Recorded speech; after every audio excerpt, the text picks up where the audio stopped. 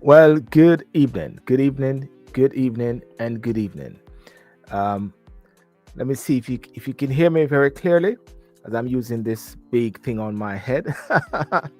um, if you can hear me clearly, give me a thumbs up and say yes, I can hear you very clear, very very awesome, very what should I say? Fantastic, fantastic. I want to thank those who are joining me on YouTube, those who are joining me on Facebook, and those who are joining me on Instagram. Join me on Instagram. There's no TikTok tonight because I have been I've been banned by TikTok for a week. Apparently, that is why when I'm doing my lives, and sometimes if I say things like drinking, if you say something like drinking or so, TikTok will take it as if you're speaking um, alcohol or so. So doing my normal walking in the park, doing my normal walking in the park on Thursday, and with some other walkers in the park, and we're just having a good time talking. And of course, people banter. And apparently, TikTok said it was breaching of guidelines, breaching of community guidelines. So as a result of that, they said you are suspended for a week. It's not bad in here, but anyway, it proves the point, as I keep saying all the while, that one has got to ensure that when you use these platforms, you've got to recognize that these platforms are not ours. You don't own this platform, and they can just take it away from you just like that. So therefore, you have to ensure that you're building something at the same time. You know, you know, building things as well. So that was something which was really awesome. Um, yeah. So I'm on my show. Kind of talk. Yeah, yeah. Yes. So therefore, so that was it. But tonight I want to talk about, as you can see, you see the topic which is saying Sylbourne, which is saying Sylbourne speak, but I sort of use the three different areas: Windrush Deface in Brixton, um, Chancellor crying in the House of Commons, and elections in the air in Jamaica. Right, and when I say Windrush Deface, it is because in Brixton, there were some images of Windrush pictures, people from descendants of people from Windrush, and people defaced them. So I'm going to talk about that because I did a video, and I might just play the video as well on it. And also, there's also the same defacing which is happening in Jamaica. People are defacing, um, you know, political, posters. I see Dr. Andre Horton has some issues with his when he went to court. See that in West Rural, Uche is going to come on later talking about that, whereby there's some defacing as well. And I'm just going to touch on the Chancellor who had a crying moment in the House of Commons, but also want to touch on a bit about what is the diaspora saying. When Malahoo Fort was here recently in the UK, and we're talking about what about Jamaicans coming overseas to vote, uh, that is having the right to vote from overseas, which is something that we've been talking about for years. And she said nothing stopped Jamaicans from going to Jamaica during elections to vote. Nothing stops Jamaicans from going to Jamaica to vote. So we coined it Jamaican election tourism, or something like that. I don't know what you think about it. Election tourism. But I just want to ask a question again. If you can hear me clearly, um, please tell me if you can hear me clearly as well. I want to also highlight something which just came in a while ago. A good friend of mine was a, a Caribbean restaurant, and it was closed down, but she recently opened it. Yeah, she recently opened this Caribbean restaurant, and it's called Pee Kitchen. Yeah, Pee Kitchen Caribbean Takeaway. Yeah, Pee Kitchen Caribbean Takeaway, and I just got the write up here. Pee Kitchen Caribbean Takeaway. Um, it's going to be at it's a launch with 10% off, and it's going to be at 305 Sydenham Road, SE26 SEW, and that's from £12. Launching on the 11th and the 12th of July. Yeah, Pee Kitchen Caribbean Takeaway. Well, today there was a big thing which was in Beckenham Place Park. That is the place where I normally walk. While the runners were having, there's a big Taste of the Caribbean. It was awesome. There's some great food there, and people can go and hang out. I don't know what the outcome of it and how it was. I just passed through there very early in the morning. I was out there from 7 o'clock. But a lot of Caribbean um, takeaway and restaurants are all over the place, you know. And I got a mate of mine who has something very good, which I'm going to actually broach. And I'm going to actually speak to Fairy Kitchen Caribbean Takeaway if they'll like it. But it's something very exquisite as well for it. So it's Pee Kitchen Caribbean Takeaway. The launch 10% off. Launch on the 11th and the 12th of July, and that's going to be 305 Sydenham Road, SE6. Yeah. So that's supposed to be awesome. That's supposed to be awesome, and that's supposed to be great. Fantastic. Okay. Well, what am I drinking? Today is Talk and Sip Saturday night, and I'm just going to have some sparkling water. Yeah, sparkling water, which is good. You can tell me what you're having, but I'm just having some sparkling water. San Celestino. San Celestino. I like the sparkling sound. If it was on TikTok, TikTok would say violation strike. you know, Michelle Daly, how are you? That would be awesome. Yeah. So yeah, I'm having some awesome. That's beautiful. That's awesome. You know. So yeah, let's get the show rolling.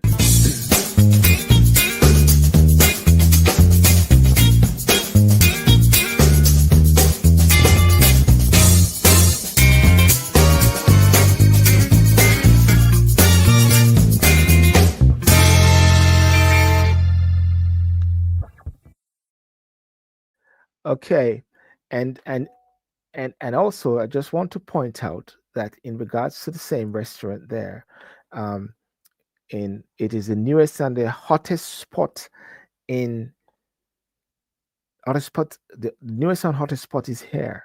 That is what it says. The newest and the hottest spot is here. Newest and hottest spot is here.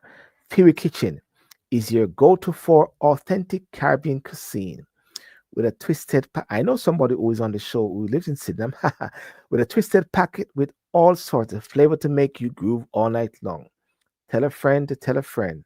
They're officially open at 305 Sydenham Road, SE26 5EW on the 11th and 12th of July. Doors open 12 midday. That's the place to be, so don't miss out. It's Theory Kitchen and Theory Vibes. That's awesome. As I say, let's rock and roll. Let's rock and roll and let's go for the places with Theory Kitchen. Let's help to promote our Jamaican cuisine as well. But listen, on a serious note now, well, of course, that was a very serious note. And before I get my guests in as well, tonight we open with uh, uh, uh, with issues about a celebration of resilience and unity. Yeah, the Windrush Untold Stories exhibition in Brixton, Windrush Square. Instead, the portraits honoring the Windrush generation, those who journeyed from the Caribbean to help rebuild Britain, have been defaced in what organizers called a blatant act of racial hatred. The vandalism described as a deeply distressing attack on public art and the community legacy is a stark reminder of the challenge faced in building an inclusive society. For many residents and volunteers, the damage is not just physical, but a wound to the spirit of a community that has given much to the UK. Meanwhile, in the heart of Westminster, the nation watched as a Chancellor, Rachel Reeves, was moved to tears in the House of Commons. She later revealed she was grappling with a personal issue, yet insisted on cracking with the job, embodying both the vulnerability and determination that public service demands. Her emotional moment captured live sparked debate not just about the pressures of the high office, but also about the human side of politics. The Prime Minister's subsequent show of support and the market reaction underscored how personal moments can ripple outwards, affecting not just the individual, but the nation's sense of stability and direction. And I just want to play something here. I'm just going to play something here in regards to that and with Rachel Reeve, just for you to just watch for a second. Transport Police for everything that they do to support. We've got free school meals, breakfast clubs, childcare. We've got £15 billion invested in transport in the North and the Midlands. If you look very closely, yeah, if you look very closely, you can see the tears coming down her eyes, coming down. I thought it was AI at first because I was watching the Prime Minister's Question Time. But if you look very closely, May I take this opportunity to thank our outstanding British Transport you can see her lips quivering. Police for everything that they do to support. We've got free school meals, breakfast clubs, childcare. We've got £15 billion invested in transport There's the tears coming down. in the North and the Midlands. You know, when I see that, I must say that I'm not one to gloat, even though I do not support the Chancellor. Definitely not. And I do not support Labour's out there actually running this country. But seeing that, you always think about when a woman cries, I think they said it moves the heart of God, you know. And personally, I did not like seeing it. And I know Kemi Badenoch ripped into her, but maybe she didn't see what was really happening. There are three things that could have happened. One is the fact that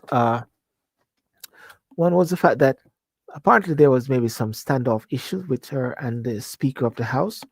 Some are saying that it was a standoff that she had with the Prime Minister because, of course, with a lot of things which are happening now, the U-turn on the winter allowances, the U-turn on the reform in regards to welfare, a lot of it angers with the Chancellor, with the money as well.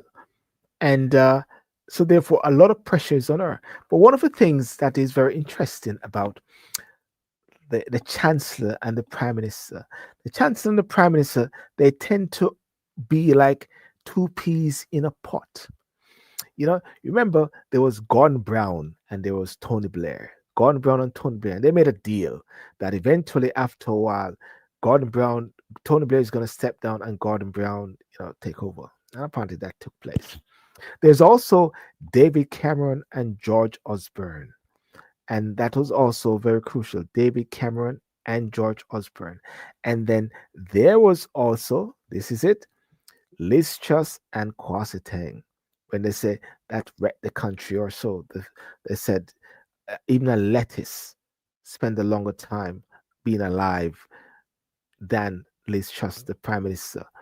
But when you take away the Chancellor out of the equation, then the pressure goes on to the Prime Minister. And therefore, they tend to like to keep that Chancellor because they tend to operate together. At the end of the day, the key person who is the boss is going to be the Prime Minister either way. So if you take Rachel Reeves out of the equation, what you're going to have? You're going to have the Prime Minister solely standing, and everyone is going to hit at him either way because the new Chancellor will say, well, it wasn't under my watch. It was under the watch of Rachel Reeves, But anyway, the Prime Minister's subsequent show of support and the market's reaction underscored how personal moments can ripple outward, affecting not just the individual, but the nation's sense of stability and direction. Now, across the Atlantic, moving over into Jamaica, The air in Jamaica is thick with the energy of impending elections. Right? Ladies and gentlemen, make sure you like, remember you share. Those on Instagram, you share this video. Those on Facebook, please share this video as well. And let's have this conversation. If you want to also come in to have a conversation and to speak, there's also a link which you can go to. Posters line the streets, some fresh, some defaced.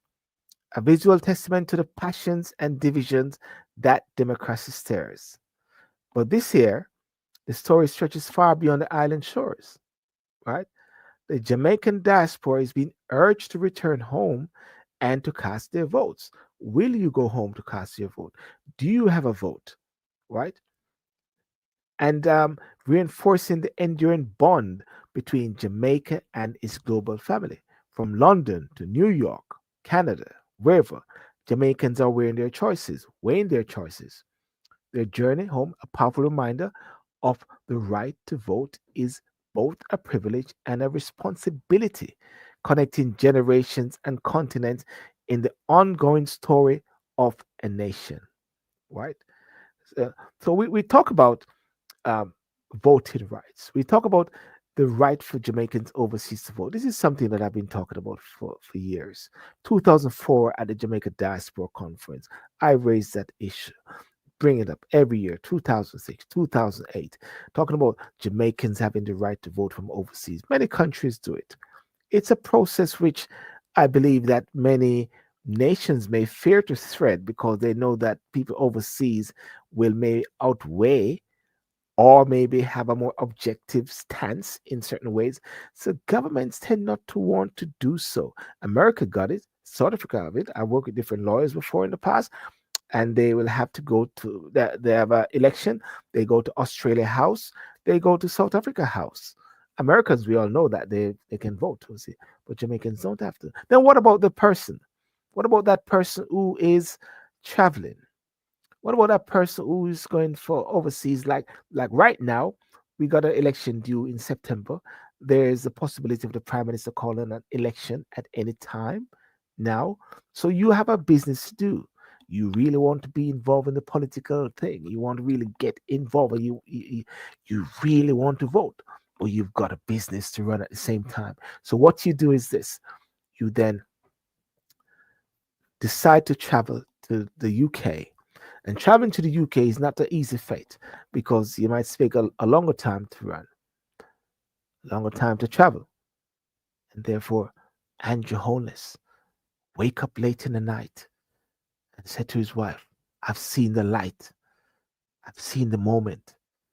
Now is the time to call the election. The signs are right. The Ides of March is with me. You shouldn't say the Ides of March. And then you call election. Now John Brown is now just paid his trip. John Brown just fly out to do this business, and it's going to take a month or so. Now John Brown, because he so passionately want to take, he's got to have a choice: lose the plane fare, go back to Jamaica, or just forget about election. But John wants to exercise his political franchise. He wants to exercise his voting franchise. You know, John wants to do that. And guess what? There's not a possibility. There should be a possibility whereby John Brown should be able to go to the Jamaica High Commission and vote. Wherever in, if it's a High Commission, like in the US, UK, an embassy in America, or wherever like that, John Brown should be able to do that. Now, that is something worth thinking about, and I believe that it is not maybe in not maybe in not maybe in this election, but maybe in another election. I believe there should be the need for that. But let me go back up. Let me go back up and go and go, I'm going to play a video, and this video is going to be about the Windrush. I'm going to play a video on the Windrush. Um, let me see if I can find this video on the Windrush. I did this video today. It's a very interesting video. Very interesting video. I'm proud of this video actually. I think I'm actually proud of this video. But I'm proud of most of my videos. But I'm proud of this video. It's doing well on TikTok as well. Here we go. Why would persons deface Windrush images and pictures in Brixton, in Windrush Square? Why would people do that? It came on my timeline, and I saw whereby different, in celebration of Windrush Day, I believe June the 22nd, there were some images which has been put out there in Brixton Square of different persons. I know them, like Evadne Campbell, Sam King's son, Reverend King, a couple other persons there, and just to show the impact of Windrush, so the descendants of impact of Windrush and the work that people are doing and their contribution to society. And lo and behold, as you can see, I just put up some pictures there. You can see that a lot of the images are being defaced. But why would someone do that? Why would someone do that?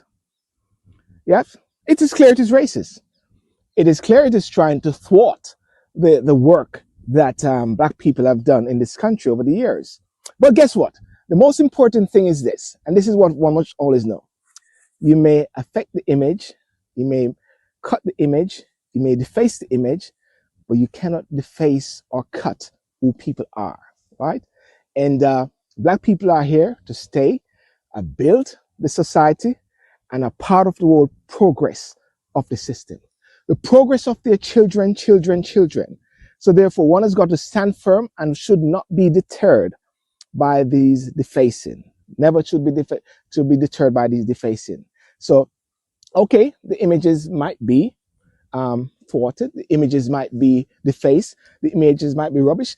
Rubbish. I mean, in Jamaica right now, you're seeing in the political scene images that people have been put up of different politicians or whatever like that being defaced.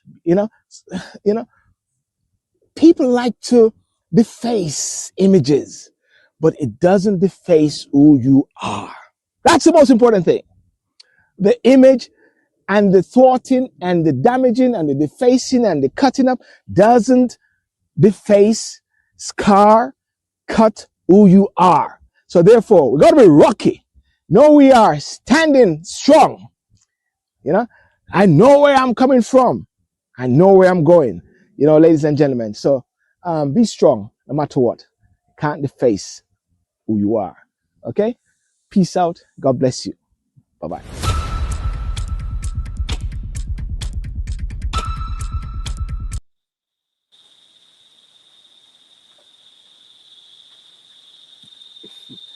Ujay. Greetings, greetings. How are you?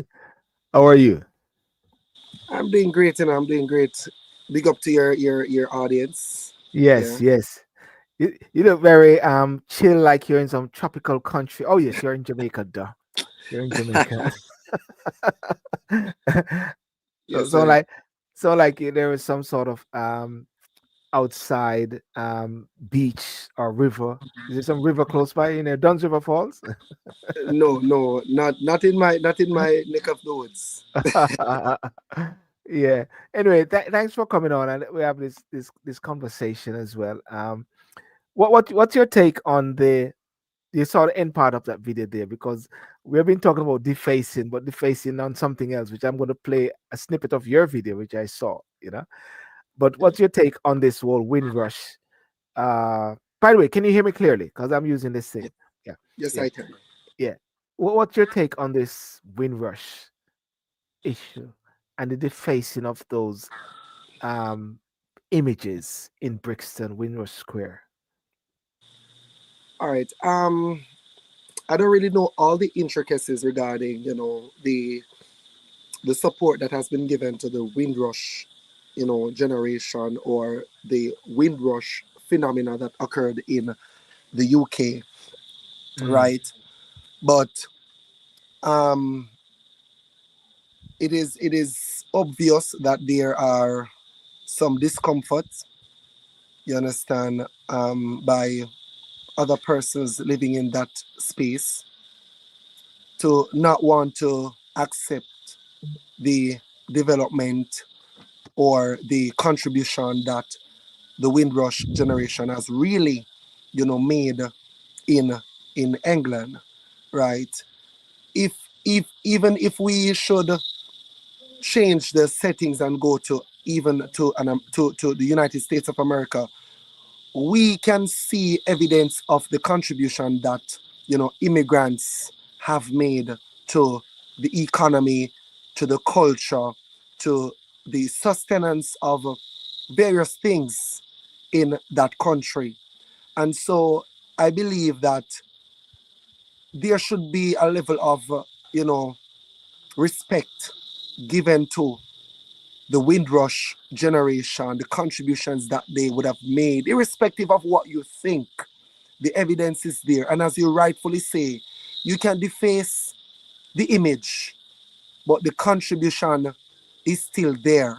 The contribution, the different actions, and so on and so forth is still there. And you can't change that, right? So I would want to even ask, and I'm not sure as to when those pictures were put up um, in Brixton. I'm not sure, but I think a space like that should even be, a place where cameras are. So I'm not even sure if they were able to see those persons who deface the images, right? Because I believe a space like that should have cameras. I think it's a public space. Isn't it a public space? Yeah. Well, I can interject right there by saying right where it was from June the 22nd, which was Windrush Day. So it has been Mhm. there from June and it's going to be there until July the 10th, right? Okay.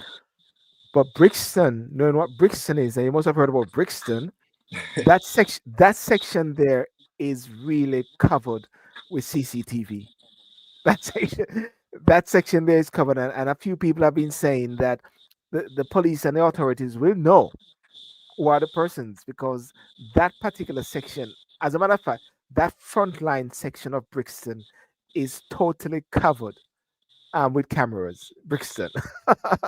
So there's no doubt that Exactly. I would have. mm, Yeah. So I don't know what the message, what they are trying to send, right? mm, But again, you rightfully said you couldn't have said it better. You may mm, deface the image, you understand, of a mm, picture or a portrait, but you cannot yeah, deface the contributions. You of cannot deface the yes, character of the persons, right? and And I believe yes, it is, as we progress year after year, we are now in the year of 2025. And the more we progress and say that we are more advanced and civilized, is the mm, more we see uncivilized behaviors still being, you know, coming out. coming out. So we really need to move past these kind of things because we Yeah, live in the same mm, space. It's one earth. You mm, understand? We're one people, irrespective of what you think. You understand? I have contributed. So just be respectful of that.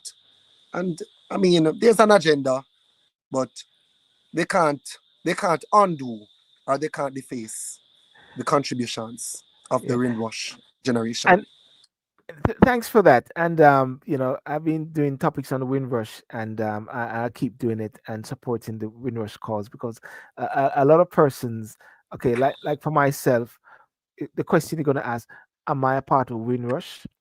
You know, was my parents here? Parents wasn't here, but my uncle, my mother's brother, came here during that era, and a lot of persons who are even coming to the UK did not do not have any links with any person from the Windrush.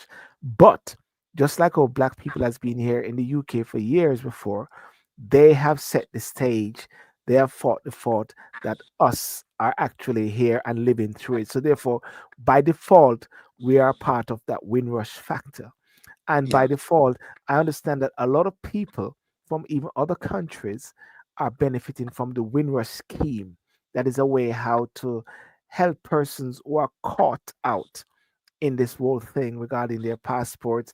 Because one of the big things is like 1962, people born before 1962 were British, you know. yeah, And then when independence came, things changed up. So there's a lot of dynamics to it. But can we link this to what is happening in Jamaica because you have been making some very some people confused now because they say, your PNP, your JLP, your Action, your diplomat, because you come out and fighting for another MP, fighting for another one. So, what is it? What is it about? I'm gonna play a snippet of your thing. But what is it about defacing? Because we're in the same thing about defacing political leaders, candidates in Jamaica. Play the video first, and then I'll talk after. Play the video first. Okay, let Yeah. me, because I got it queued up. Let's play the video first. I got it queued up. Here you go, queued up. We can sit back and watch. Indeed. Judge, I give me strength. Judge, I give you Greetings strength. and action now, JA. Greetings to my followers. Greetings to Jamaicans at home and abroad. All the persons who participate in the comment section of my videos, big up on yourself, much appreciated. And to the residents of the West Royal St. Andrew constituency, big up on yourself. This message is for you. I want to start off by saying I choose peace in my constituency. I choose peace in the West Rural St. Andrew constituency. And as a young political activist, I come out condemning these kind of actions. I never thought that I would have to come back in the same week to talk on some things that I talked about since week in 2 occasions.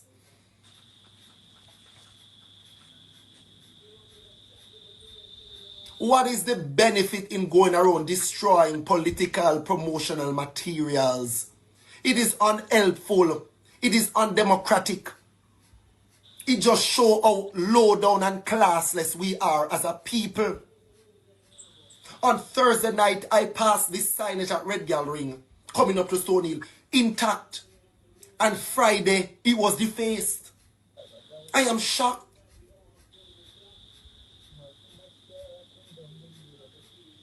What is the profit? You out there destroying promotional materials, but yet still you're not ensuring that the undecided voters go out to vote on the day. Promotional materials will not secure a win in an election. It is the number of votes that secure a win. And these actions of vandalizing political campaign and promotional materials seem to have become the norm. And it is not just isolated to the West Rural St. Andrew constituency. Right across Jamaica, this kind of madness is happening. The time you're out there destroying political boards and so on and so forth, go try to convince the undecided voters, because it is the amount of votes on the day of the election that will secure a win. Nothing else. When I watched the video, when the Member of Parliament put up the video of how her signage was vandalized, I'm saying, oh my God, a lovely sign. I mean, when you turn that corner at Red Gallery and you see it, it looked good. It looked good, to say the least. It looked good. Destroyed. That don't make no sense. In other areas of the constituency, the same kind of things. It don't make no sense. But I just want to say something to the current Member of Parliament, that in her video, she referenced the 70s and the 80s. And the current PNP Member of Parliament candidate in a way that to the politically uneducated may interpret it to be war. Or for the insinuation to be made that she is behind this is not accurate. It is not accurate. Because while the sabotage could be external, it could very well be internal. I don't like my leadership. She made a promise and she never fulfilled it. And so me I go, roops. Or it could very well be the undecided voters, the people who have been so vexed with the current political system. Both political parties who are also doing these things. So we have to be meticulous in our analysis of these actions and not to insinuate things that may escalate into some dark places that we really don't want things to go. And so at this time, I'm urging the current Member of Parliament, the Honourable Juliet Cuthbert Flynn, and the current PNP Member of Parliament candidate, Joan Gordon-Webley, to do a joint press briefing, a joint press release to condemn these actions. Then and only then, the people who are doing this will see that we are united as one against these things. And even though we are in two political fractions, at the end of the day, we are one West Rural St. Andrew constituency. It should be a clean democratic process leading up to the elections. All of these things that are happening is unnecessary. Only the vote is important. So again, I'm calling on the current Member of Parliament and the current PNP Member of Parliament candidate to do a joint press release to condemn these actions as a unit, as one, so that the people see that you are united against these malicious attacks on promotional materials in the constituency.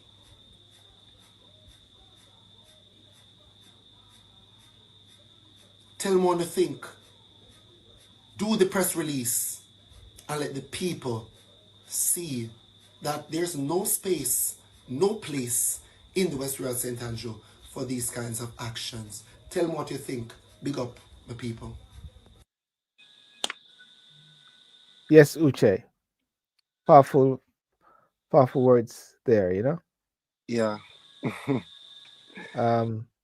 What is it what is it that had propelled you to do that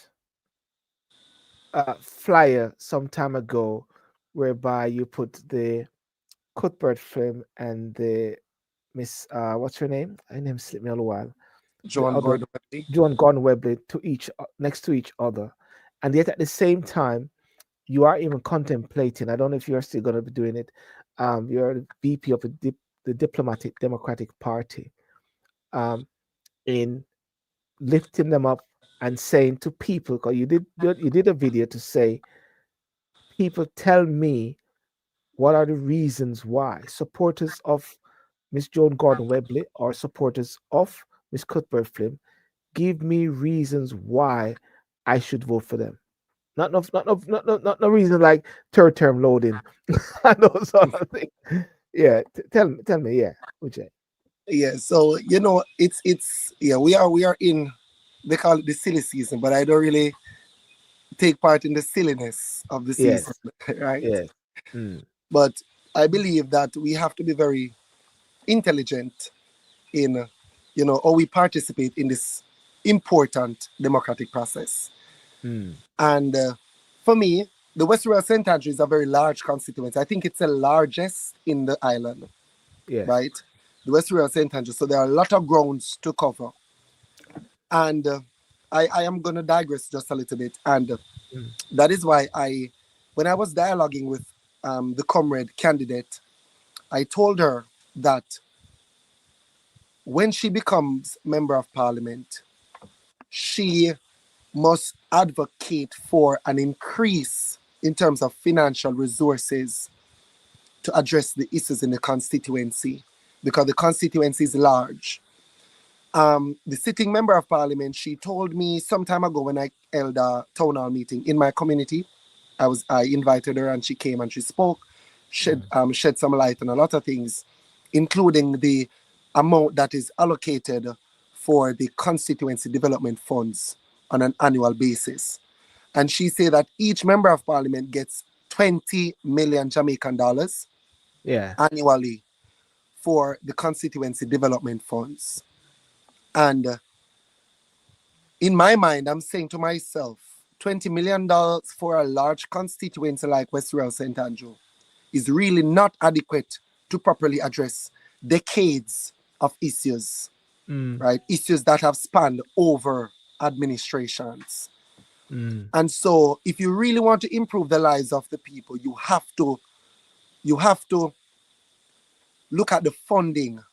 And yes, it is leading me down a path to say constituency should be funded based on the needs of the constituency, and it should not be just this set amount, because mm, constituency has greater needs than others, right? So that is one of the things that I brought to Mrs. Gordon Webley's attention, that lobbying for increased funding to address the needs in the constituency must be one of the things on her to-do list, right? But I digress. So the constituency is large, and I have not gotten the chance to really travel to every nook and cranny of the constituency. And so I did that video to get information, because truly I want to participate in the democratic process. Whether I vote for Juliet Cuthbert Flynn, or I vote for Joan Gordon Webley, or I go vote for myself, right? Because I'm still thinking of making myself an option, right? But if my objectives can be championed with any one of the candidates, then I really don't need to get in the process, because at the end of the day, we are about the same goal and the same objectives, right? So I did the video just to get some information. Why should I vote for the current member of parliament? In your community, list to me the things that have developed from 2016 to current. What development have you seen in your community? Don't tell me about another community. Let somebody else who has seen that development speak to it. But share information so that I can make an informed decision on the day of the poll. Because again, if she's doing great things, I don't want to fight against that, right? I don't believe in that. But again, if she's not doing adequate, then there has to be a change, right? Yes. And here comes the comrade candidate, Joan Gordon Webley. For those persons who have met with her, talked with her, because she's doing her rounds in the constituency, those who have met with her can also share with me what the talks are like, what are some of the objectives and goals she have for the constituency, because she's new to the constituency. Yes. Right? Yes. But based on her traveling through the constituency, she might go to somewhere that I've never been to, and has made some actions, created some action plan to address issues in that neck of the woods. So it's really an information seeking video that I did. It is not any way derogatory or seek to undermine anybody or to discredit anything, but it's just innocently seeking information so that I can use it to gauge my decisions at the polls. Okay, let me just welcome Michelle. Michelle, how are you doing? Oh, you're not. Michelle, I'm on. I had it on mute. Hello. Good evening, everyone. Big up, Michelle. Big up. She's still on the jerk pork and jerk chicken from yesterday, July the 4th. Me? No, I'm gonna celebrate that. Oh, yes. We talk about that definitely. You know that already. You know me already. No. And the pork. No pork. No pork. But, no, well, that's a massive pork thing today at some event in the park. But anyway, okay. Yeah. But Michelle, you have been hearing Uche talking about the whole issue regarding the political season. I call it the very serious season. What we're gonna go in, what we're gonna talk about is the whole issue regarding defacing of posters. Because I don't know if you earlier you saw my video which I spoke about the Windrush people. They have a list of different images in Brixton, descendants of Windrush, and some people, mark them up and stuff like that, put smiley faces on them, and it's open out there, So the whole issue now talk about defacing, action. So with this defacing now, what how do you see the way forward? Because it is not just in Kingston, it's happening also with Andre Horton. I saw him running towards his poster and said, "Your poster, you all right?" And then I saw him trying to fix back the poster as well. And different persons are talking about posters which have been damaged. What is this? How do you think is the best way? And then after that, Michelle, the best way to deal with these issues regarding what do you mean by posters? What explain to her action, these posters. Yes, so it's now election time, and these candidates have created their billboards pictures of themselves, Mm-hmm. right? Yes, putting up in their constituencies or putting up for people to see them and so on and so forth. Mm-hmm. But then you have some persons who are going around and tearing them down, um, throwing stones at them, cutting them up and so on and so forth, right? Yeah. So it is happening right across the country, and I believe the best way to address this, as Mr. CDL asked, the best way to address this is for Andrew Holness, the head, Andrew Holness and Mark Golding, to come out united condemning this. So So that those who are, being done to one party? I'm sorry, Is it only being done to no, one? Both both sides. parties. So Yeah, both sides are doing it. yeah. The damage is happening on both sides. So I'm not sure if it is external, meaning me I do it against you, or it is internal, I am doing it to myself, right?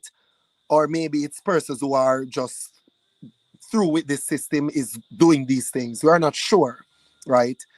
So we don't want to assume, but I believe it will be good if the leaders address it at their level so that their supporters understand that, hey, we stand united in condemning this. You need to stop it. Because at the end of the day, it makes no sense. It is the amount of people that goes out on the day of the election to cast their ballots that will determine the winner, not election paraphernalias and these things. These things don't do anything, because you can have the most decorated constituency when it comes down to these things, but if your people don't go out to support you at the polls, then you are not going to win. So the people needs to understand that what they're doing is unnecessary, and it is creating unwanted tension, right? It's creating unwanted tension. So Mark Golding and Andrew Holness needs to address this at their level, and also the member of parliament and the candidates, they need to address it at their level as well. It has to be a national, it has to be a national effort, because again, we don't want things to escalate to what it used to be in the dark political ages of the 70s and the 80s. We don't want it to go back there, because we are very thin-skinned as a people politically. You understand? We're not really the most educated. So with thin skin, so things can really, really escalate when it comes Can, down can, to politics. can I go back to that point which you mentioned about not educated enough or so? We're going to say not educated. Are you sort of relating to the persons who normally would go out and vote, like that 37% of people not to normally go out? Because the other day, Andrew Warmington, he stood on the soapbox and he said, vote for Andrew Holness and close your eyes. Close your eyes and vote. So therefore, I'm trying to get the slide up. whatever your MP is saying, whatever he's doing or whatever, just close your eyes. Close your eyes and vote for Andrew Holness. But we all know that Andrew Holness is not in everybody's constituent. So you can't really vote Exactly. directly for Andrew Holness. But he said close your eyes and vote for Andrew Holness. So is he speaking to dumb people or ignorant people? That's what I was thinking, Michelle. It sounds like I mean, that's so stupid to say something like that. And anyone that has sense, common sense alone, you don't even have to be educated. Common sense alone would know that someone saying that, come on, Mm. they're telling you not to think Yes, for close your self. yeah, close your eyes. Yeah. Don't think about it, and just vote for Andrew Holness. And Don't. with what's going on with them tearing up or destroying, vandalizing these Mm. Flyers, posters. the posters and Mm. stuff like that. Like what women say, it's ignorancy. It's pure ignorancy, and you're I mean, we have a lot of educated fools out there, Mm. but it's just that they have no sense. Because what is that gonna do? Mm. I mean, what is that gonna do? Mm. And shouldn't there be a fine that if you are caught doing that, it should be a fine Well, that's why they because had you a couldn't do political that here. that's why there's a political ombudsman which is not there anymore, isn't it? Is there is there a political ombudsman which they're sort of removed? And you know, to add to the political Mm. ombudsman, somebody told me recently, I think it is in this week, that there is actually a political ombudsman. I think, how should I put this now? The office somewhat has been restored, somewhat, but it is somebody in the ECJ is to make that announcement as to who the ombudsman is. I would Really? probably have to share. I'd probably have to share the information with you, Mr. Sidial.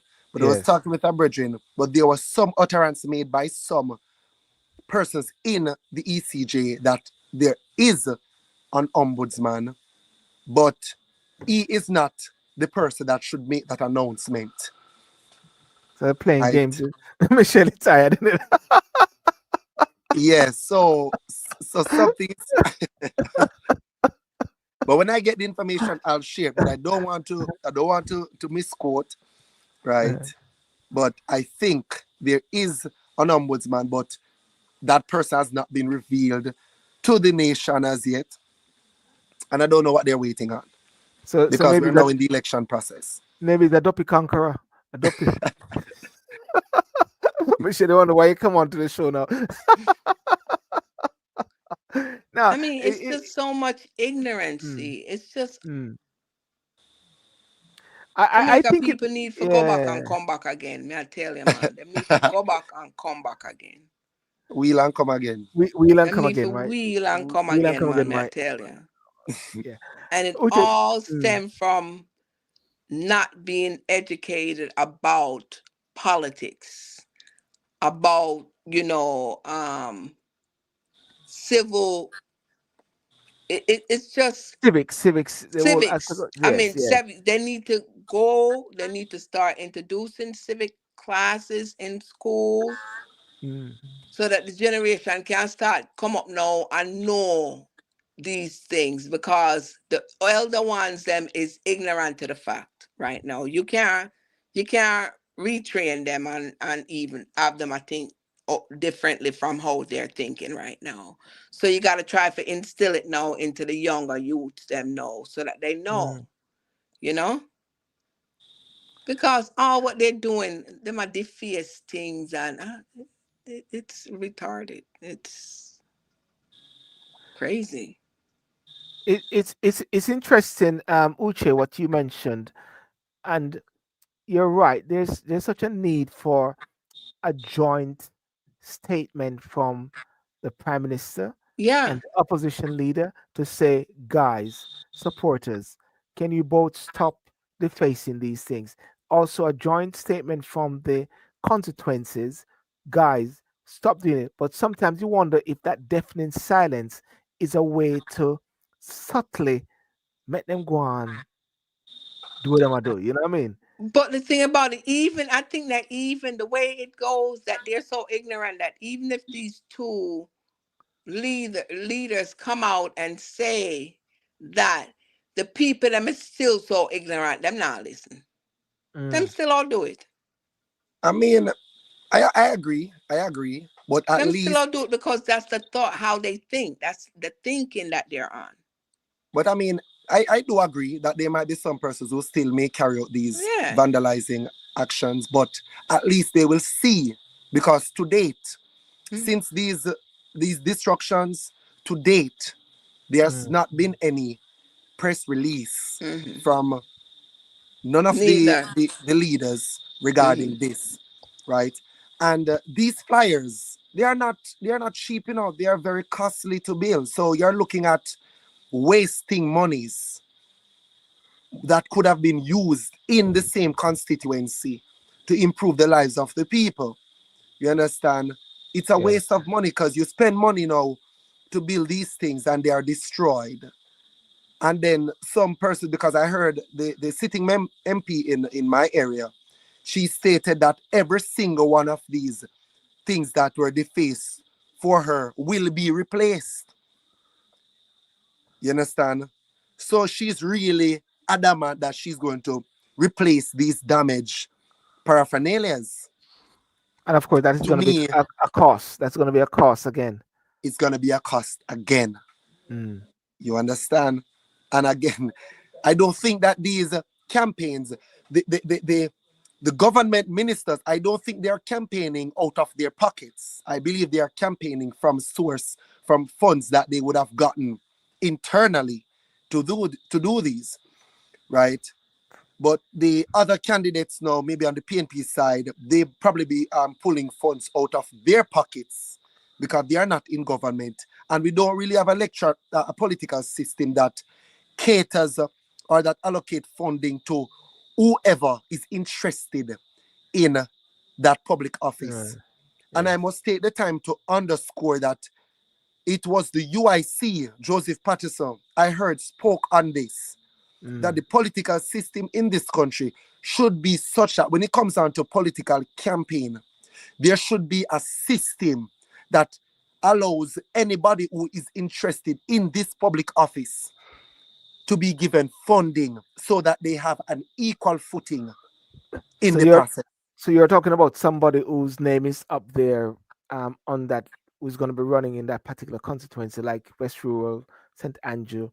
You've got Miss Joan Gordon Webley, and you got Miss Julia Cuthbert Film, and then you got maybe a Uche, for argument's sake. The three persons will be allocated an equal portion of funds. Is that what you're saying?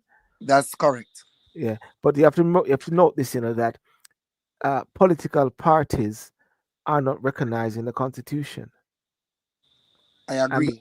and because political parties not recognized in the constitution, they can pull down their sources. I know in the USA and I think in the UK there are some strict guidelines as to the amount of money that you can use, and you got to declare it. I think America, you're uncapped in it. I mean, what's her name makes so much money in it, even though she had more money than Yeah, yeah. yeah. But yeah, it's an interesting bit there. And I think that they need to address it, especially. But you rightly say at the same time, it is not the defacing of the whole thing, because that maybe not make nothing. I mean, seeing the flyers gives an awareness and let people know that they, because my guy there also, the Dr. Dawes, I think he keep getting also his stuff being tampered with, and I think he put one of his flyers all the way in a one treetop.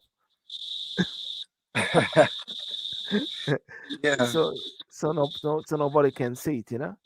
Um, yeah. But it's crazy, and again, we this election is shaping up to be very very competitive, and it may borderline being also violent. It may, you Mhm. understand? It may. So we have to build the cat when we see these things happening from now. And I mean, if there is any form of decency and respect and care for our democracy, I believe that it should be in the best interest of both political leaders to say something and to do something. You Yeah. understand? Because we want a clean democratic process going into the election. At the end of the day, we are divided into, well, I can't say divide. Well, we can still say divided. We are divided into three political fractions now because, again, the UIC is a registered political movement. A lot of persons don't talk about it, but they are registered. They have all the Trappings. chance, yes, Mm. to contest in an election. So we have PNP, JLP, and UIC, based on what we know. So we need the process to be clean. And at the end of the day, even though we are divided into political faction, we are still one nation. We're still one nation. Whosoever win at the end of the day, we are still one people. We are still one people. You Yes. understand? So There was a very interesting article by a lady named Miss Kay Osborne, Michelle. I don't know if you saw it. I did an interview of her as well when I saw the article, and the article spoke about the systematic assault on integrity in Jamaica, and she really spoke out. You know, we always say sometimes that the middle class people do not speak up on issues, but Mm-hmm. she really spoke out. That's her there. She really spoke out. She was actually one of the director general for TVJ. Yeah. She was in charge of TVJ some years ago, and the article is very powerful. Um, if if I say who she is, she is yeah, she was the general manager of Television Jamaica TVJ, manager of TVJ in 24 media and corporate leadership. You know, she also graduated um, from Northwestern University summa cum laude. They say that's the tops of tops, and advocacy, public commentary role, and there's something that I have a video of her, which I got some shorts which of the show which I did with her, and the shorts is very powerful because at one point in her article, she said that must vote out the GLP. You know, I think here's her. Here's her. Subsequent to the publication of my letter, the PSOJ and the JCC have come out with statements in support of that position, Yes. breaking their silence of many months, which means what that tells me is that pressure needs to be applied and kept on these organizations and on the government to do the right thing. Even the Manufacturers Association has come Yes. out with a statement in support of what the things I'm saying. And the JCC statement, interestingly, used the very language that I use in my article, saying that the what is happening is undermining accountability and it Mm. cannot stand because it is anti-democratic. What she's talking about there, Michelle, is about the gentleman Delroy Chung. You know, the person they appointed for the FID, and people are actually a lot of people are now talking about it. It's not a 9 day wonder. It is building up. The moment there's a momentum which is being built on the whole thing, and she wrote a very strong article. And I sent the article. As a matter of fact, Michelle, the article was written and it was in the Gleaner, but it's no more in the Gleaner. Oh, You know, and they uh, detracted, huh? yeah, and this is what she said in her article. She said to every Jamaican citizen, this is not about politics. It's about the survival of our democracy. The Prime Minister has squared off with every law abiding citizen, which is not normal political behavior. It is the behavior of someone who likely views public office as a personal enrichment opportunity and treats oversight as an existential threat. The consequences on the average Jamaican citizen include dire labor rights and insider beneficiaries are dire from a weakened economy to a loss of faith in our institutions. And this is what she said. Listen to this very carefully. Our clear choice is to decisively reject the current government at the polls and send a crucial message that we will not tolerate institutional destruction which leads to authoritarianism. Democracy itself is not self sustaining, it requires defense by its citizens. The time for that defense is now. So it's a very strong article, and we always talk about where are the voices. So she took a while, a couple of weeks before while writing this whole thing to really just get it off her chest. And I think a lot of people are now looking at the whole aspect of governance, accountability, transparency. Now, that 37% of people that normally vote, they tend to look at the land, the highway, the Chinese harbor, the house, the big buildings, we call it pinnacle, which none of them can afford, and all these not many of them can even use a toll road. You know what I'm Exactly. trying to say? That's what they look at in a sense. They're not looking at the whole integrity issue, the 28 bank account. As I said to people all the while, when people come and go, I say, listen, it doesn't matter if the prime minister have 100 bank account. The issue is how it's being managed, what is goes in it, and how comes out of it. So not no wrong if somebody have 5,000 bank account. I always say that to people all the while. It is as a public individual, how do you utilize it? And therefore, where's the transparency and accountability whereby they're now wanting to get rid of the Auditor General was always being a part of the IC. The Prime Minister is challenging the IC, which they created. Is what I'm trying to say. So it put a little stench in him out and say, what's going on here? Yeah. And the thing about it is that, you know what always let me laugh, and still you always hear me say that.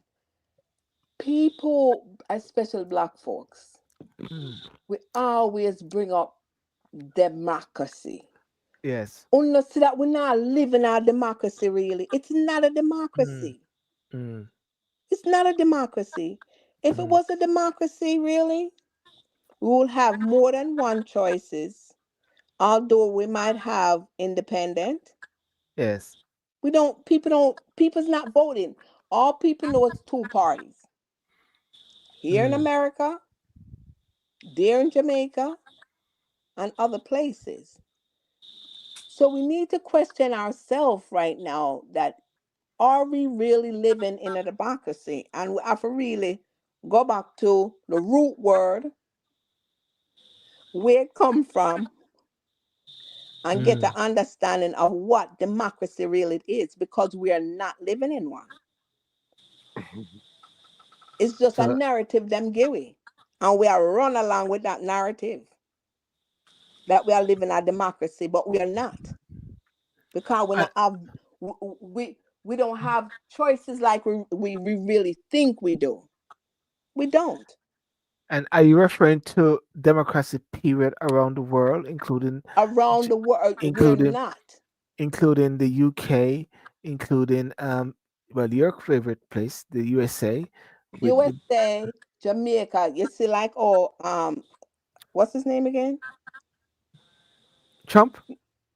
No, Oh, the young man that's on the panel here. okay, Oh, Uche. Oh, OJ. Okay, Uche, yeah. right. I keep on hearing black folks keep on talking about we're living in a democracy and democracy and this. It we're not.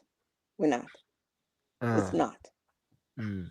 Because right now the UIC is there and nobody not. You think nobody I watch no UIC? I just JLP and PNP them know. But isn't it but the UIC is there on an equal is there nothing stop them or stop people from voting for them. It is because of the years of the JLP and the PNP, just like over here in the UK, you And got just the like here in the United States. yes, And that's all people. Go and vote Democrat, go and vote Republican. You never hear independent. yes. Or you Well, might hear independent showing that, but by the time you hear the independent showing that, that is the Democrat or Mm, Republican. mm. So that's all they let us know is only two choices. We only have choice out of two, really. but I guess that is where the democracy comes from. But Mm, it is democracy, but it is, I would say, it's controlled. It's controlled democracy, right? mm. You create this system, this bipolar system, Who either create? or, Think right? about, we never create Jack. Mm. We didn't create one thing. So when we hear people are talk about the Constitution and they wrote that Constitution not for us, for them, For not their for benefit. us. For their benefit. That's right, for them benefit, not True. for our one. So we need to stop and bring up Constitution in our thing all the time. You're right. It's You're not right right. for we.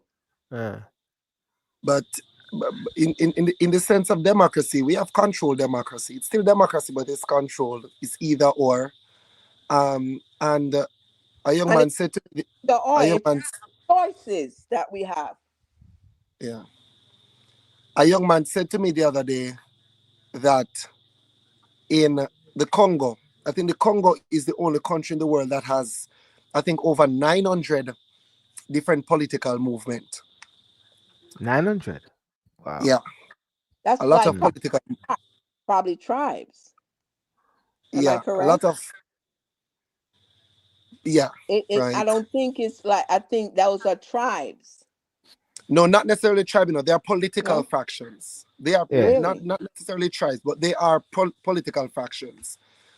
But there are over 900 political movements or parties in the Democratic Republic of the Congo, and then he's asking me, then democracy is really not for us. Democracy not help we, because if democracy was the answer, then Congo would have been the gold standard. Mm. So he must say, we really don't have a political problem, but we have a social problem. Mm. We have a social. Our problem is not political as we see it, but it's more engraved in the society, the socialization of the people. Exactly. Right. Rightly And so. Exactly. and there's a will not to have the people educated. They There's a said will. it. We're not developing thinkers, we're developing workers, People that follow back here. not thinkers. And Yeah. this is what's coming in right now. And we not see it because we think that it's good for us. This AI and this chat EBTR, ABTR, whatever it name and them thing that we I constantly thought it, I thought it, I it's thought creating people not to think for themselves. mm. You understand me? I said that them I implement now and people just think that, oh yeah, oh go to that and it'll give you the pit of them not think now. They might ask Chat GPT everything. Everything.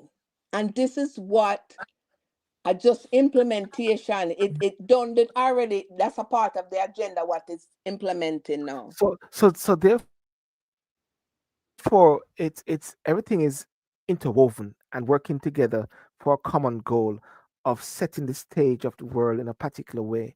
So now with people not thinking, not strategically, We just except the ones who are creating the AI because they know what they're doing behind the scene there.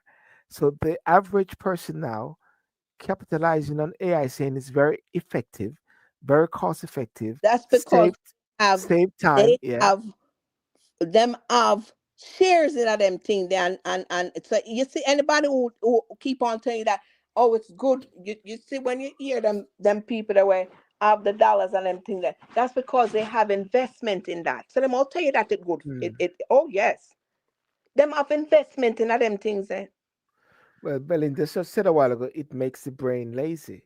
it But uh, makes but the brain lazy you but guys we're not thinking but somebody who is involved with AI will say to me that actually it's a like a GIGO issue. You are putting in that information, then the AI spin it. It's like then it comes back out to you. Then you have to actually finalize it. You have got to actually read over it and to ensure that it makes sense to what you're yeah trying but to who achieve. puts the information in there. So, Mm. so you have a person that's behind this that is putting the information in, and we're going by that person thinking. Oh, them think and the information where them think them should put in that. So therefore, Uche, so and Michelle, so the in any work which one is doing from any university or whatever, the bulk of the work is that middle piece. The initial bit is the topic, the middle bit is working it, and the last bit is the ending. So what ChatGPT is giving you is the ending. You are giving it the start. ChatGPT is giving you the ending. No. Yeah, chat. No, you are getting the ending, but something is happening in the middle, which is where the normal thinking would be, which we are not doing. You see what I'm trying to say? It it is taking away that thinking element, that creative element, that working element, and all you're gonna get now is that end result that says the answer is this. Are you gonna look at the answer and say, hmm, yeah, that's all right. Let me just tweak it a little bit. So I think, except Exactly. on the answer. Wow, wow, wow. Uche, And let me yeah, go on, go on. Mm. let me just share for transparency. Michelle, are you there? Wait, my Uche. battery are on low. Okay, now I was just checking. I was checking if it was your side or Uche's side. I think Uche have a little issue with his with his AI um as well.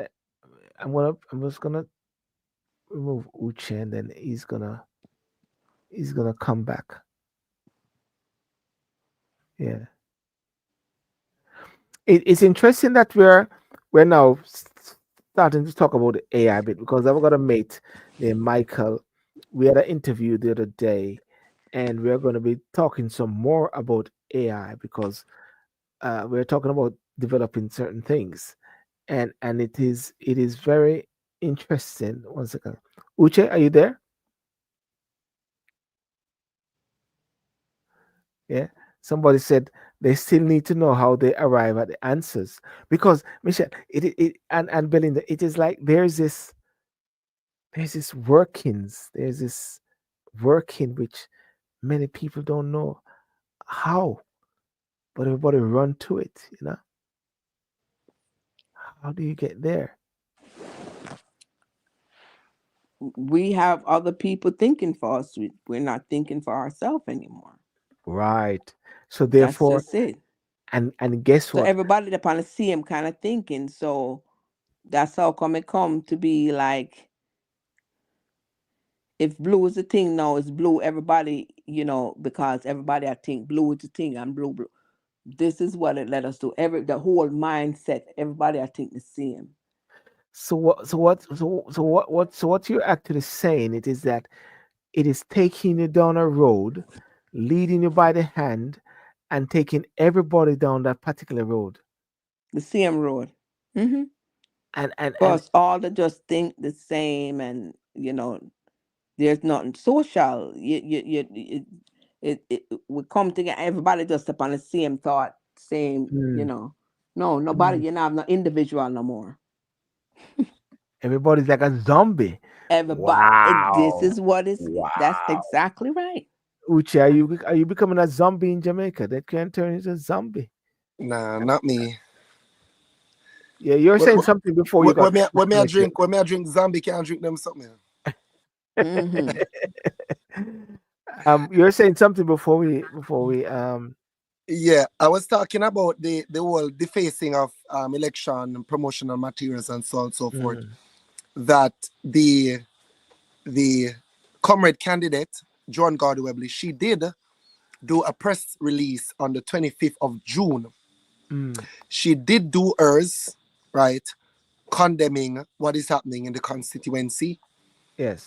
and I believe it's a good move, but the sitting member of parliament is yet to do that. I talked with her today, and she is not really in alignment with doing anything of that sort. But Really? I'm still pressing on her. I'm really still pressing on her, and let's see where it goes, right? Mm, But I just want, for transparency purpose, that Joan Gardwebley did do a press release on the 25th of June mm. condemning what is happening and, urging the sitting member of parliament to advise her supporters who are going around and putting up their signage to respectfully do so and to not, deface and so on and so forth. So she did. Have nothing else better to do. I do that. Nothing else better than now for do them time. Exactly. To be going around doing that kind of stuff. I mean, Because I mean, in my community, the current member of parliament, her signage are plastered throughout my community, you know. And it's neither here nor there for me, right? Yes. It's neither here nor there for me. I see it. It's neither here nor there for me, right? Because at the end of the day, if the community don't go out and cast their ballot for her, her signs can't make her win. You understand? Exactly. Can't make her win. And I may have to run off the live Yes. soon, Mr. Sidial. But Yes. back to, I just want to say something regarding what Chaos Burn said, because there's a part of the article that stood out to me.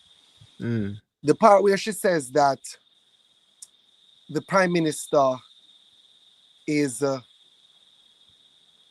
his actions is you know, going against the accountability mechanism that he helped to create. Create. Yes. Yes. You understand? And I'm looking at it and I'm saying to myself, you might love the Jamaica Labour Party, you might have supported this movement for years.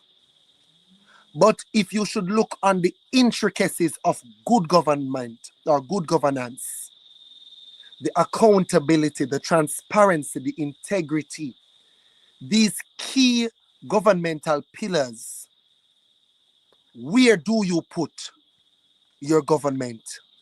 Where do you put your government in that? Yes, buildings are going up. You're seeing development here. The urban center in Saint Thomas, the buses, them are talk about the electronic buses and so on and so forth. The Cornwall, let me not even talk about Cornwall region. Let me just take that back. Right? All the other things that are happening is good.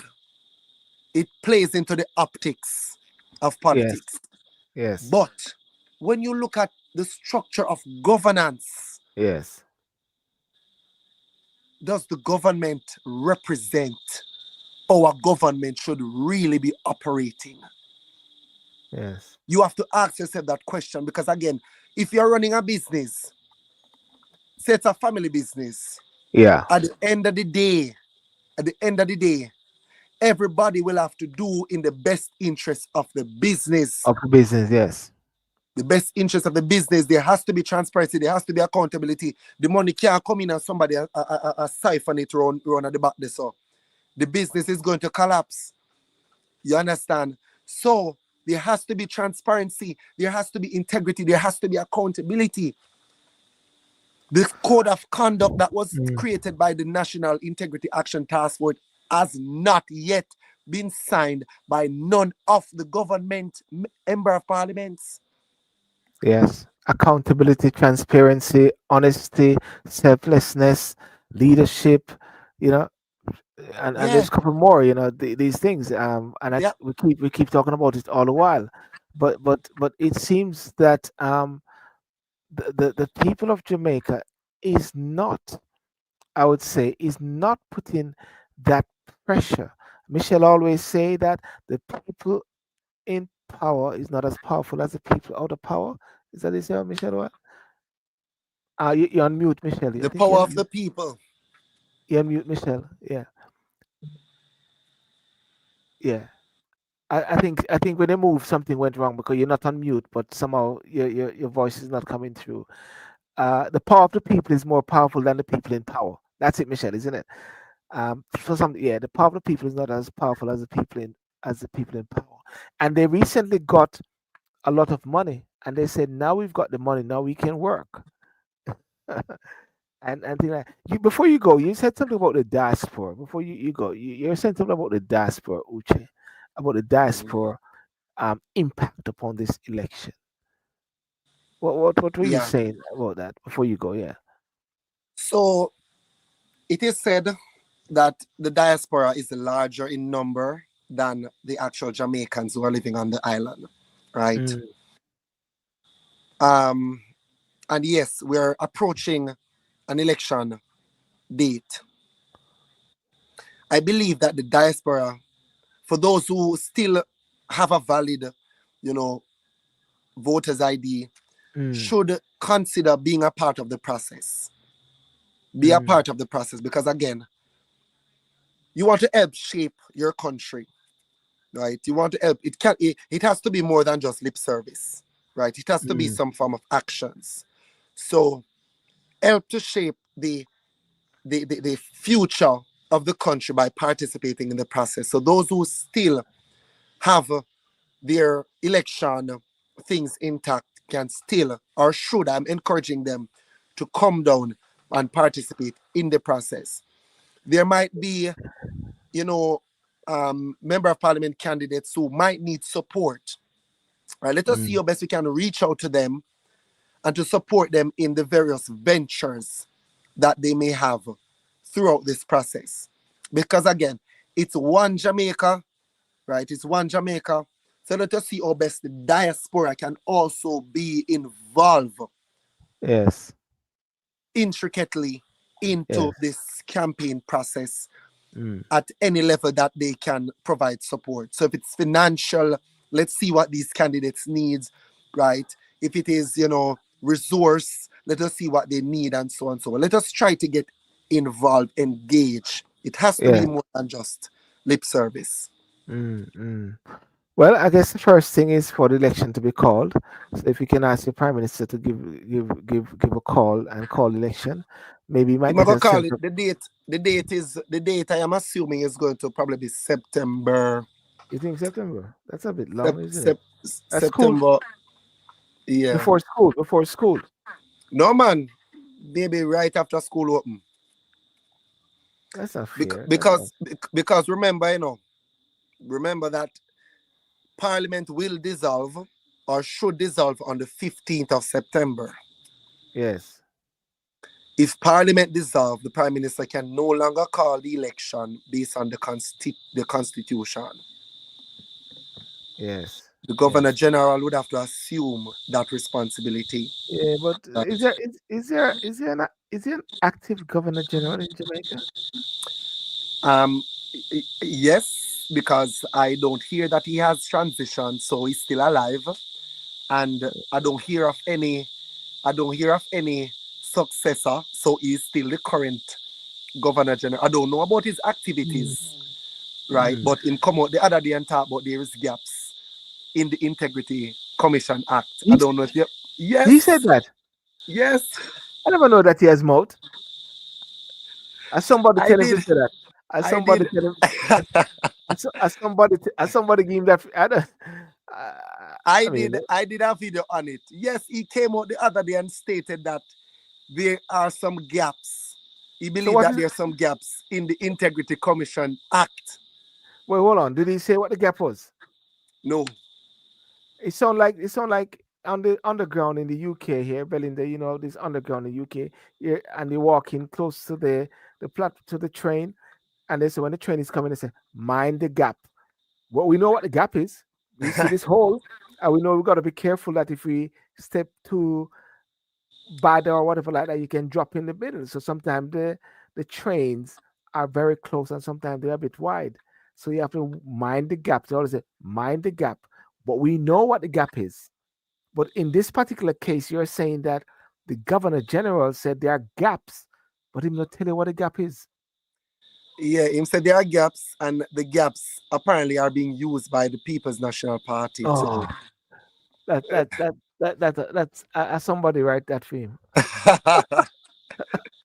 so I really don't know. I was surprised when I saw it because I'm saying, good God, I never even remember his name. To be honest, I had to literally go research his name. Oh yes, I remember you did a video to that extent. You say he's alive, and you were trying to be very cautious, coy with your words at the same time, not to disrespect.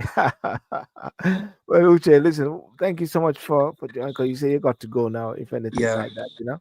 But thank you so much for the insight, and as a young man there in Jamaica, really passionate and about the fact that you are supporting the two candidates for there to be fairness, Joan Gordon Webley and also Cuthbert Film, and for people to stop tearing down or defacing these flyers, these posters.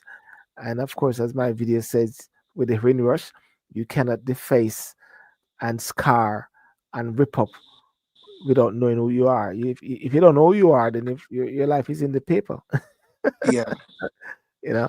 So yeah, so let's hope the election will call very soon as well, and Yeah, then we take it from there. All right, buddy. most All right. definitely. So thank Yeah, you for man. having me, and big up to Yes, your audience. as You usual. enjoy the rest of the evening. Yes, take care. Take care, Uche. Take care. Take Cool. care. Yeah. So, so ladies and gentlemen, thanks for Uche and thanks for Michelle who came on today. Of course, I'm not going to go much further. It's now 11:34. That's really good. I had a good hour and a half talking about this whole thing regarding integrity. But I want to play a couple of the videos of Miss Kay Osborne and the interview which I had with her, which was and people need to go and watch that interview which I did recorded and I posted it because it has some really powerful sounds in it. Let's hear this. Grab onto the wording that you have there. You said Mr. Chung, whose professional qualification, which you just said about, do not meet the law enforcement experience that the role mandate last year, and the government subsequently amended, has stoutly defended Mr. Holness' questionable financial arrangement and dismissed clear red flags as insignificant. Mr. Chung's Correct. And appointment means that any investigation into these same financial affairs will lack the necessary independence. But there's a key word that you said here we want to get to. This point eliminate any independent inquiry pretense. It is correct. tantamount to a sly mongoose guarding the chicken coop.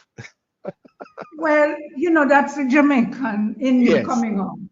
yes, But I don't want to dwell on that. The point yes. really that is important is the Dennis Chung is a public commentator, which is a good Mm, thing. However, in his statements about the very finances that that the organization that he has been appointed to lead will investigate, he has stated publicly that he sees no problem with the significant issues that the IC raised with the financials and has yes. dismissed them as insignificant. That clearly states a bias, a publicly stated bias, which calls into question whether or not he is able to oversee the investigation in an impartial way.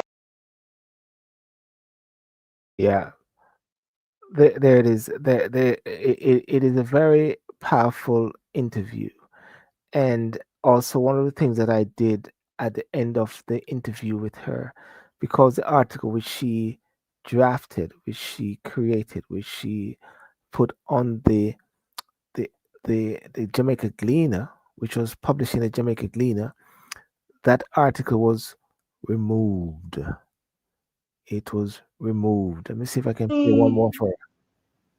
Several weeks to think through and realize that there was a pattern of assault by government members on the institutions that uphold, that undergird our democracy. And so once I realized that a pattern existed, I started to write what were the events that had occurred, which led me to the source. And the source was the issues, the assaults on the institutions all led back to the issue of the Prime Minister's financials that the Integrity Commission had challenged.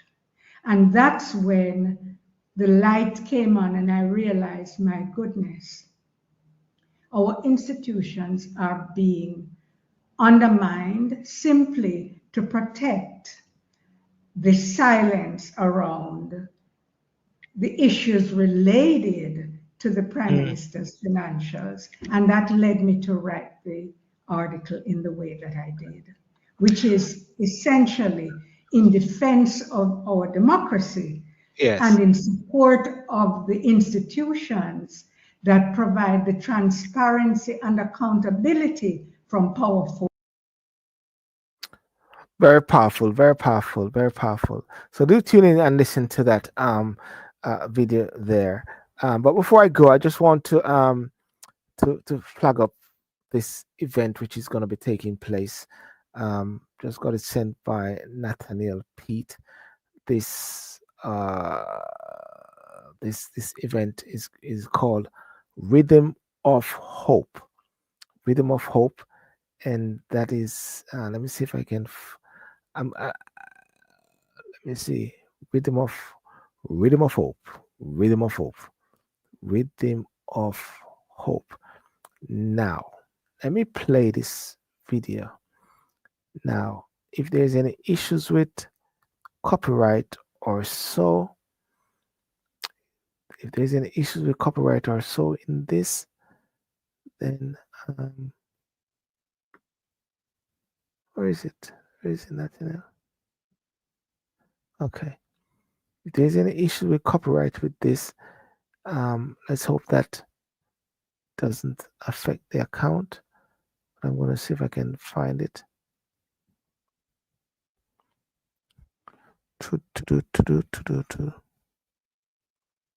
Where is it now?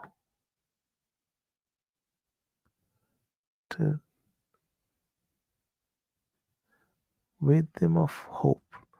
Rhythm is gonna get you. There it is. Rhythm of hope, rhythm of hope, rhythm of hope, rhythm of hope, rhythm of hope, rhythm of hope. From Jamaica to Elizabethtown to London, Woolwich streets, we lift up the ones who feel defeat. Fires blaze and every cane to rage. The loved one rise and turn the page. Food for the poor, hands reaching wide. Diaspora strong, we stand with pride. Saint Elizabeth, we hear your cry. We'll build again, no tears will dry. Rhythm of hope, rise up high. Strength of the people, touch the sky. Yeah, Rhythm of Hope. That is a concert which is going to be taking place, and it's supposed to be a very good event. It's a fundraising for coming out from the hurricane. And there you got Root Brown is going to be there. Rhythm of Hope concert Sunday the 10th of August in Woolwich Works. That is supposed to be a very powerful event, as you can see right there. And if I show some more images there, you've got Miss Marla Brown as well. That's Miss Marla Brown. And then you have as well different persons. You got a Mr. Where is it? Mr. Jermaine Jack as well. Live online streaming as well. Ticket prices. I don't see the ticket prices there, but there's a QR code that one can tune in and one can actually check it out. So yeah, that's supposed to be a very good event, and I'll be doing some interview with Mr. Nathaniel Pete in regards to this at some point. So yeah, so tune into that definitely, and remember to check out the book by Caught Out, by book which we mentioned last week. Where is it? Yep, definitely.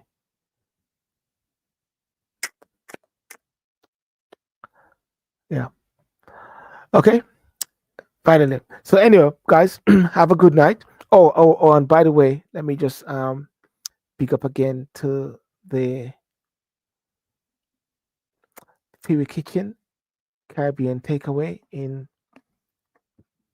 Sydenham. Check that out as well. Fury Kitchen Caribbean Takeaway, 11th to the 12th of July. That's gonna be a great one by Roxanne. Remember to tune in for that. Remember to go there and to check it out as well. That's supposed to be a good one as well. And so all the best and have a good night, and may God bless you as well. Very good, interesting discussion. And as a matter of fact, in regards to the whole bit regarding the artificial intelligence, I'm going to be having some more artificial intelligence discussion with Mr. Michael Ramsey, because I believe that is a very important one. There are pluses and there are minuses and there are concerns, but we're going to be talking more about artificial intelligence as the weeks come up as well. Yeah, it's in your neck of the woods, isn't it? In Sydenham there, definitely, um, as well. So we hope that those videos of the people in Windrush Square, that there'll be no more defacing. I don't know if they're going to do anything more, because it's 5th of the 7th is today. 5 days more, it's going to be the end of that exhibition. It's really unfortunate, but as I said, it's the heart that matters, you know. Can't take out you can't deface the heart of man. All right. So God bless. Remember to like and subscribe. Remember to share, subscribe to the video, those who watch it, and peace out and God bless you. Bye bye.